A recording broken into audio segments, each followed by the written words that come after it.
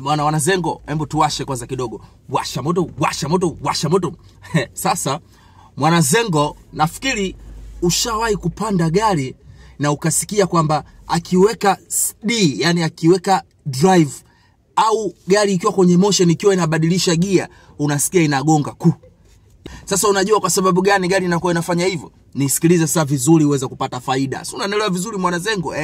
Unajua gari za automatic, kwanza kitu kikishaitwa automatic, basi jua kwamba ni kile kitu ambacho kina uwezo wa kufanya kazi chenyewe, kujiongoza chenyewe. Si unanielewa vizuri?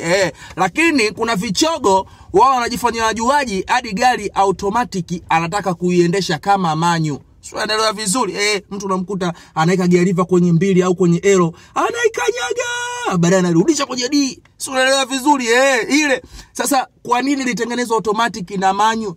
Kama una jinsi unataka kuendesha manyu, kanunue gari ya manyu, lakini sio gari ya automatic kuiendesha kama manyu. Matokeo yake sasa ndio kama hivyo, changamoto inaenda kwenye gearbox. Sio unajua vizuri, gearbox inaanza kugonga gonga, ikiwa inabadilisha gear inagonga, ukiwa unaweka gear inagonga. Sio unaelewa vizuri? Sasa nini cha kufanya ili isije kutokea kama hivyo?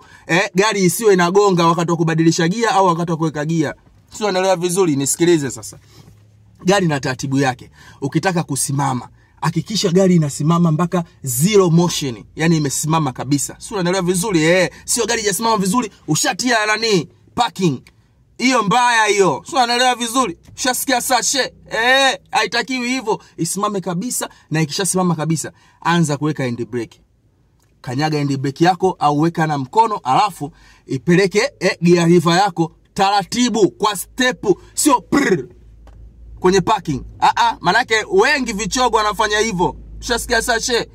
Wengi wanafanya hivyo vichogo. Anatoka kwenye drive mpaka kwenye parking moja kwa moja. Ipeleke kwa step. Inatoka kwenye D inaenda kwenye neutral, kwenye reverse mpaka kwenye parking. Yani mdogo mdogo, sio buku. Sio unaelewa vizuri?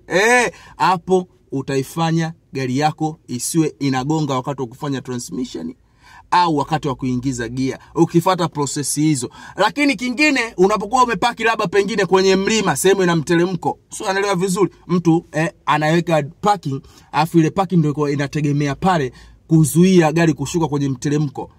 Yani yale meno ya gear yale ndio yanakuwa yanazuia gari isiteremke kwenye mteremko. Anza kwanza kuweka hand brake wakati gari ikiwa imesimama kabisa zero motion, alafu ndo unaweka parking tena kwa step, sio moja kwa moja. Sasa kama wewe utaki, kama wewe unisikie, kama wewe unielewi, endelea. Shasikia sashe? Watu wanakuambia bwana, mambo hayaendi hivyo. Sio unaelewa vizuri? Ukitaka kusimama, simama kabisa mpaka zero, gari imesimama,